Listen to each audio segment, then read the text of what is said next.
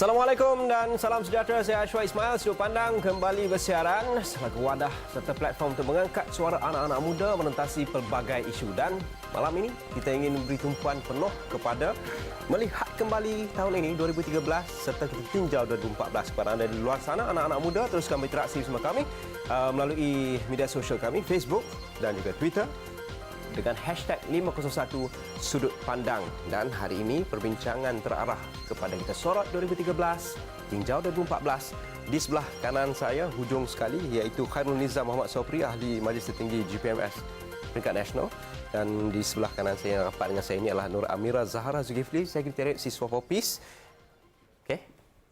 Dan di sebelah kiri saya, tidak lain tidak bukan, Amir Farid Rahim, orang anak muda yang juga pemerhati sosio-politik negara. Baik, saya ingin mulakan perbincangan ini. Kita mulakan Amir, boleh? Kita mulakan Amir, makna 2013 kepada anak-anak muda. Kita lihat kembali.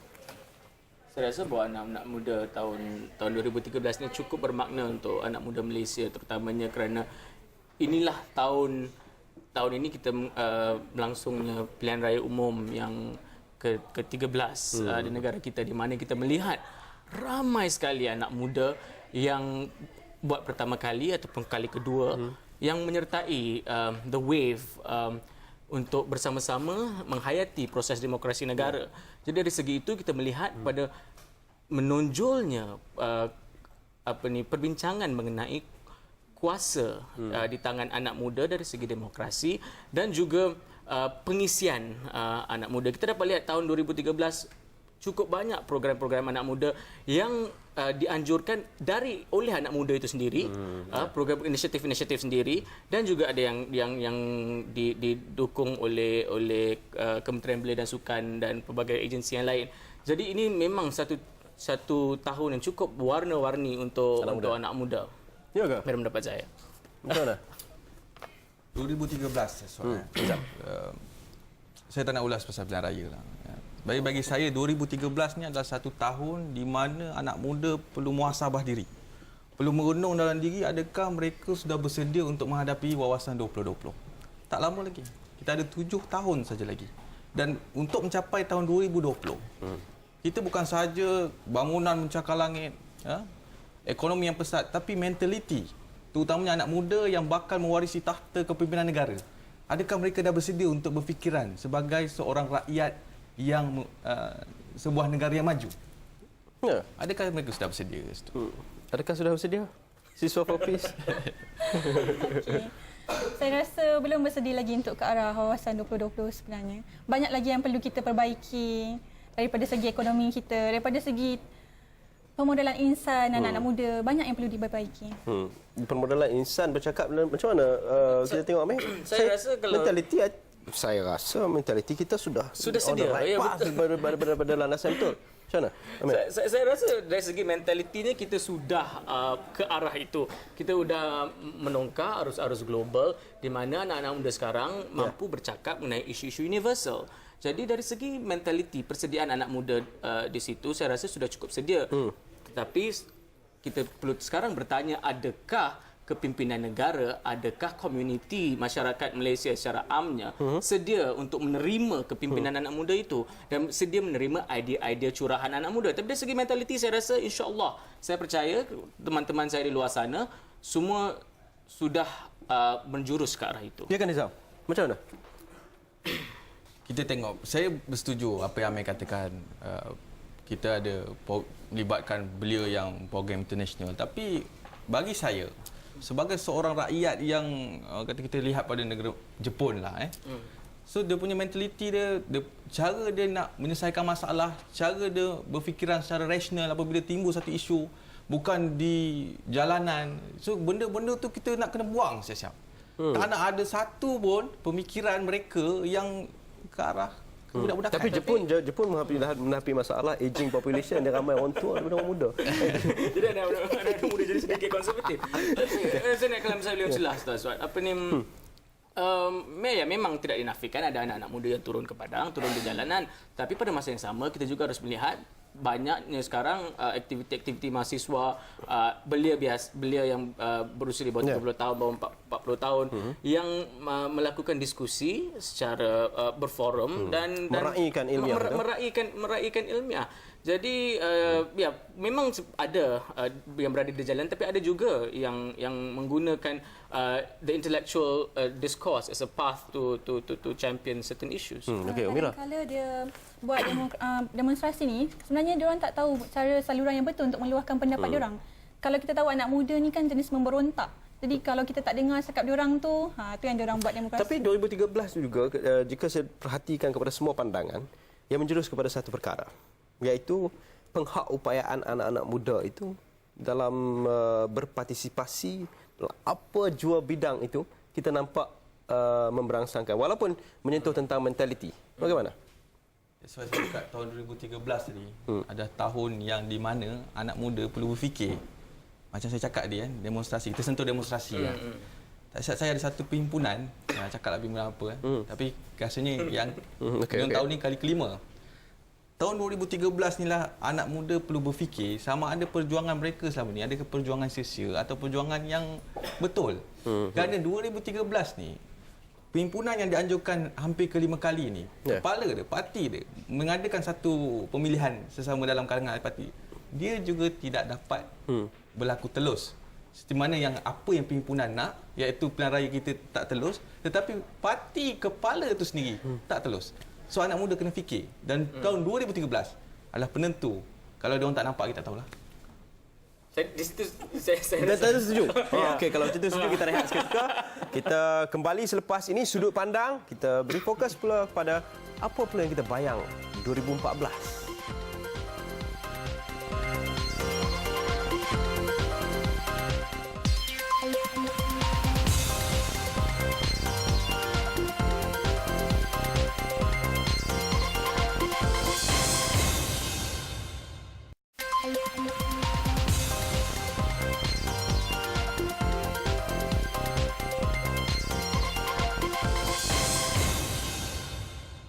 Okey, bersama kembali dalam sudut pandang. Untuk segmen kedua ini kita beri fokus kepada anak muda tinjau 2014. Mungkin sebelum saya berdiskusi di sini bersama tetamu di sini, saya ingin pergi bersama Hilal Azmi Kini Trending. Kita lihat apa yang trending di media sosial bercakap tentang anak-anak muda ni dengan azamnya, dengan resolusinya untuk 2014 ini. Baik, Ashwat, bila kita bercakap tentang menyorot 2013 terus ke 2014, kita nak melihat apa pula azam anak-anak muda kita di tahun 2014. Dan daripada perkongsian tweet yang saya dapat tengok untuk azam 2014, iaitu hashtag yang saya nampak mula meningkat naik tweetnya, maksudnya akan mula trending menjelang tahun baru ini.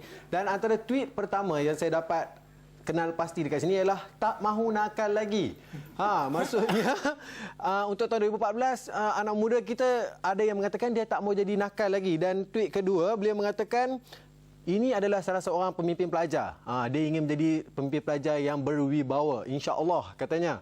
Dan seterusnya ialah dia ni Lin Azhar ni dia mahu pergi usrah dengan niat yang lebih ikhlas. Mungkin sebelum ni pergi usrah akibat dipaksa oleh sistem. Dan tweet yang terakhir, ini yang paling menarik perhatian saya ialah dia nak naik roket. Mungkin ini juga ada kaitan dengan aspirasi anak muda yang mana pada tahun 2014 ni mereka mungkin mahukan sesuatu perubahan yang lebih baik dari sudut politik, ekonomi mahupun terutamanya bidang aero angkasa. Ashwat, boleh terus kepada perbincangan. Okey, Hilal, tapi sebelum saya bincang saya tanya, azam 2014 Hilal sendiri apa benda? Untuk saya 2014 ni semestinya untuk memastikan Kini Trending kekal relevan di Awani. Okey, steady. Okey, Hebat Hilal. Tak nak kita nak naik roket macam ni Hilal. Jawapan selamat. Okey, jawapan selamat dari. Okey, macam mana tengok Nizam 2014, kita lihat apa yang nak naik roket dan segalanya. Tetapi dalam konteks yang lebih besar, anak muda melihat 2014 itu melalui perspektif Nizam sendiri. Melalui perspektif saya sebagai seorang yang terlibat dalam bidang pendidikan, cikgu sebenarnya. Cikgu, patut nampak macam cikgu dah. Baik, betul. Saya tak bercakap dalam soal pendidikan mahasiswa. Okey. Sebab saya dah maha tua. Mungkin mahasiswa orang lain boleh sentuh. Mungkin Mira akan sentuh. Pendidikan yang akan dilalui oleh adik-adik kita, anak-anak kita. Dah kahwin tak? InsyaAllah. Tahun depan kita kahwin sama-sama. Betul. So anak-anak kita ni sekarang ni yang akan datang ni 2014, dia punya sistem tu jangan kacau bilau. Susah soalan. Okey, lepas tu sama-sama pendidikan. Jangan kacau bilau. So sekarang ni yang saya melihat sistem pendidikan kita bukannya satu sistem pendidikan yang ke belakang dan yang kita tengok kat internet semua teruk. Okey. Mereka melakukan transformasi. Transformasi tu ada. Cuma transformasi tu perlulah tak ada transformasi yang sempurna. Yang orang kata sempurna terus-menerus. Okay. Kita dapat input terus yang baik, yang positif. So kita kena panggil dalam sidang meja bulat, kita panggil wakil dan kita kat situ ada penambahbaikan. Dan suara-suara yang dipanggil tu perlulah didengar. Janganlah hanya sekadar mencukupkan syarat. Meh. Tak sih? Kau dah apa yang diperkatakan oleh Cikgu Nizam kita ni? Ya, pendidikan memang penting seperti cikgu sebut kan. tapi apa yang kalau saya lihat Azam 2014 untuk anak muda ialah ni, kalau kita lihat secara generalnya, harapan anak muda ialah untuk diberi kepercayaan. Okey. Baik sama ada di rumah oleh ibu bapa, anak muda diberi kepercayaan. Di tempat kerja, Gen Y diberi kepercayaan oleh majikan. Di persatuan diberi kepercayaan oleh yang lebih senior, lebih tua. Di secara komuniti keseluruhannya diberi kepercayaan dan responsibility. 2014 merupakan tahun di mana anak muda yang kalau seperti yang kita kata 2013 mereka sudah mula diberi sedikit kepercayaan, ditambah lagi kepercayaan itu untuk membuat keputusan-keputusan baik dari segi mikro atau dari segi makro yang lebih yang mempunyai yang lebih substantif. Mira tengok apa yang disebut oleh Amir tadi adalah kepercayaan. Adakah kita belum cukup dipercayai dan belum diyakini ke macam mana? Okay, setakat tahun 2013 ni kita nampak kepercayaan telah dibagi kepada mahasiswa dan anak muda sebenarnya. Banyak peluang-peluang dah diberikan. Seperti yang baru-baru ni dalam Perhimpunan Agung UMNO sendiri, anak muda diberi peluang untuk bercakap dalam perhimpunan tu. Pasca pindaan aku. Tak ada. Ya. Okey, dalam konteks itu juga pendidikan disebut, kepercayaan disebut dalam menajui. Okey, dari segi pemikiran anak muda itu sendiri dalam 2014 ini kita ingin melihat satu anjakan yang lebih besar. Itu semua orang bercakap. Tapi anjakannya bagaimana? Pada saya senang saja. Seperti kita lihat kini trending hilal tadi mau berubah menjadi yang lebih baik. Okey. Jadi pokoknya di situ ialah untuk seperti yang saya juga cakap tadi, kepercayaan dan untuk memastikan anak muda itu menjadi seorang yang responsible. Okey. Kerana kepercayaan sudah diberikan, now the onus is upon anak muda itu sendiri untuk menjadi seorang yang responsible. Ini juga seperti cikgu bilang cakap tadi, kita ada pemimpin yang mahasiswa yang berada di universiti, anak muda yang sering terikut-ikut, terbawa emosi bila berhadapan dengan satu isu. Saya ambil satu contoh isu seperti kenaikan harga barang yang sekarang hangat diperkatakan di luar sana. Kita anak muda itu sendiri sekarang sudah menjadi lebih berilmu, lebih dipercayai, seharusnya menggunakan the power of reason, menggunakan akal dan pertimbangan yang sempurna untuk membuat penilaian terhadap isu-isu yang sedang dihadapi sekarang. Jadi jangan kita sia-siakan, kerana saya melihat kepercayaan sudah mula diberikan, jadi jangan kita hampakan harapan orang di luar sana.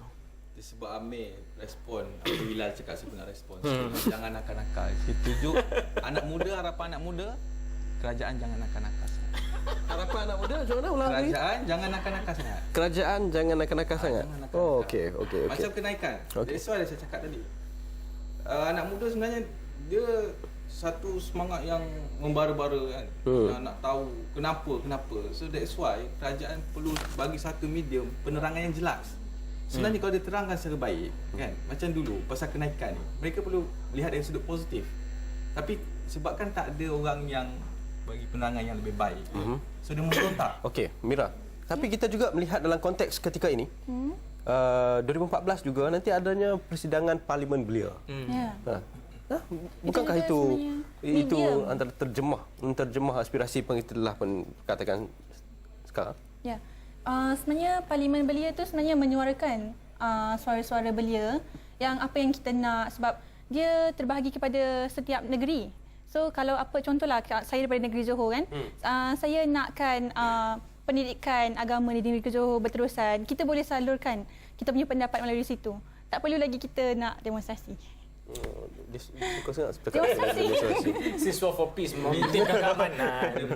Tapi yang penting balik pada Parlimen Belia itu tadi ialah mengenai partisipasi anak muda dalam demokrasi. Jadi ini satu lagi ruang yang diberikan oleh kerajaan dan diharapkan agar anak muda yang akan ikut berpartisipasi dalam proses demokrasi ini. Kerana kita sekarang bukan ketandusan, kita masuk musim yang tak ada pilihan raya. Mungkin ada pilihan raya kecil atau pilihan raya Sarawak tahun 2015 insya-Allah. Tapi ini sebagai exercise ya, praktis untuk kita bersama-sama memantapkan lagi sistem demokrasi negara kita. Dan berbalik saya punya topik, saya punya favorite word hari ini, kepercayaan.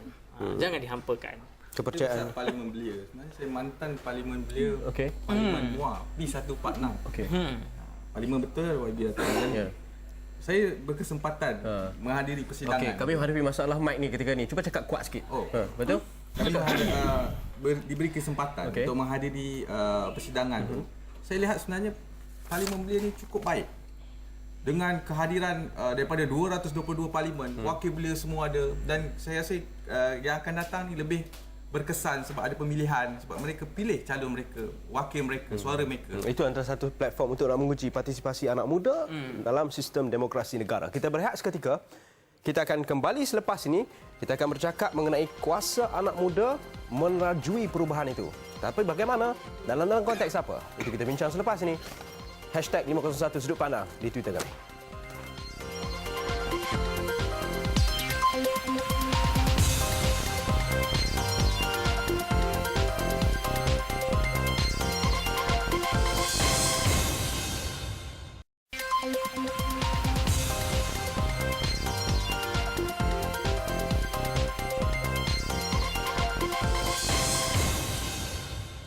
Okey, bersama kembali dalam Sudut Pandang dan tumpuan kita untuk segmen terakhir ini, kuasa anak muda menerajui perubahan. Amir. Untuk kuasa anak muda menerajui perubahan, kita dapat lihat dari segi kuasa politiknya anak muda tahun 2014. Kita dah pertama sekali kita lihat saja kepada dari segi kerajaan.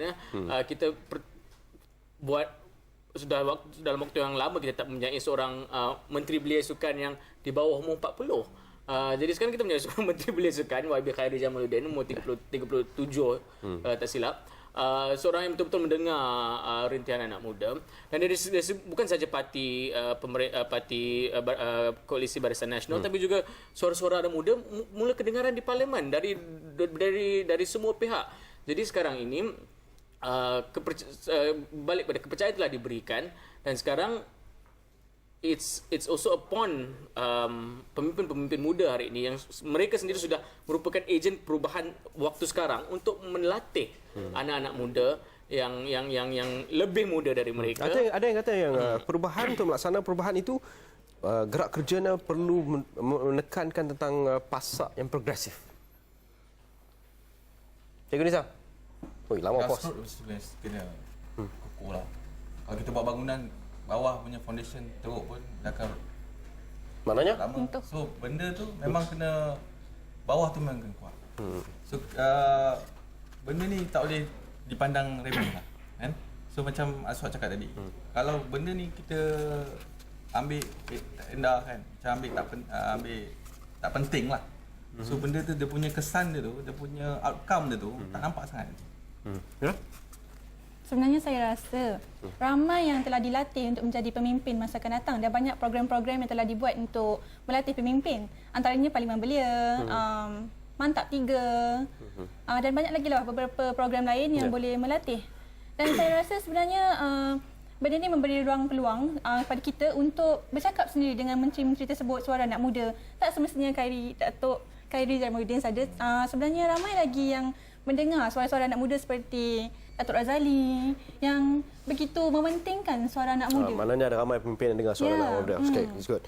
Saya rasa dari segi mendengar tidak ada masalahnya, dan juga dari segi program kita lihat banyak program-program kerajaan 1M4U yang kalau dari segi political party mantap and all that, program memang banyak.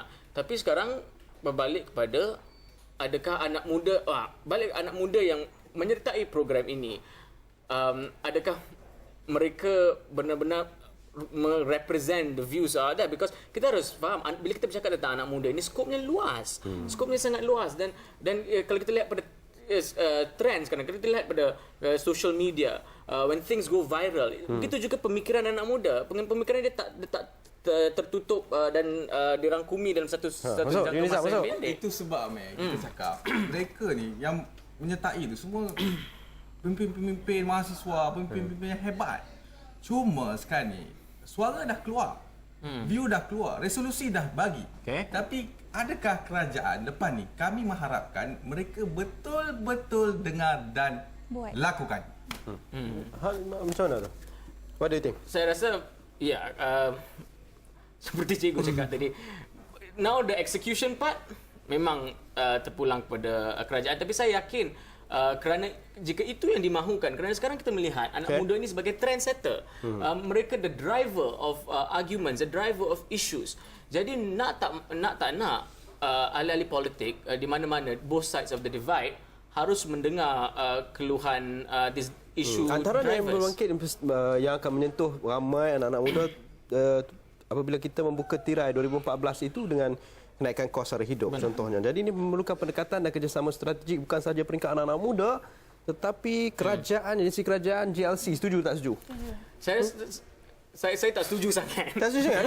Saya rasa we are becoming too dependent on the government for everything. Ya. Okay. Jadi now sekarang ni this responsibility harus berada juga pada anak-anak muda. Janganlah lepas you keluar graduate dari university, you expect gaji 5-6 ribu. You expect to buy your first car, Volkswagen. It doesn't work. You don't expect to have an iPhone and all that. Ya kan? You expect adakah Mira menjagakan semua apa yang disebut tu?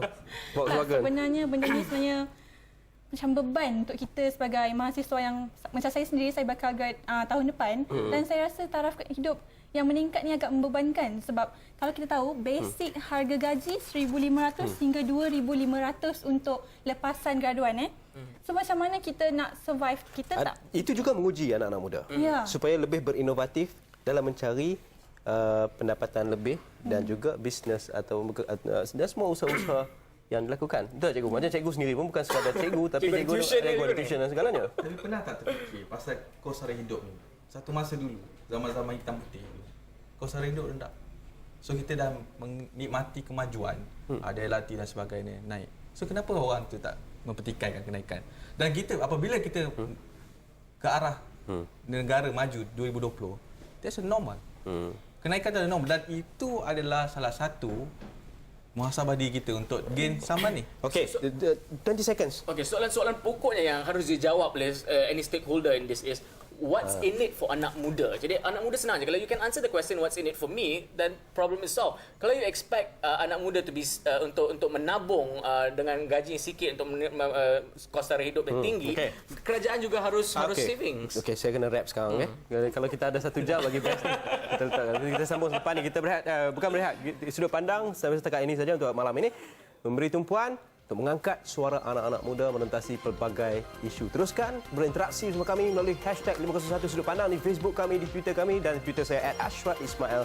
Kita jumpa lagi di lain hari dalam Sudut Pandang mengangkat suara anak-anak muda. Baik, terima kasih semua.